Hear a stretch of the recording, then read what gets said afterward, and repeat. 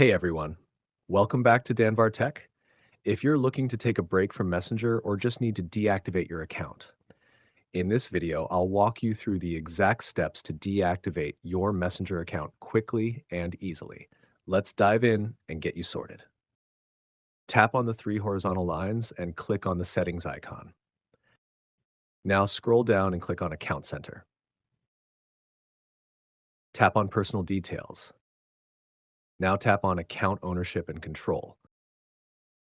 Select Deactivate or Delete. Now tap on your Facebook account. Now select Deactivate Account and press the Continue button.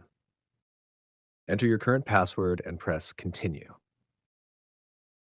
Select one from the provided options. Now set your reactivate duration and press Done. If you deactivate or delete your Facebook account, your Messenger will be deactivated or deleted automatically as well. You cannot delete them separately. And thanks for watching. If you found this video helpful, don't forget to like, subscribe, and hit the bell icon for more updates. See you next time.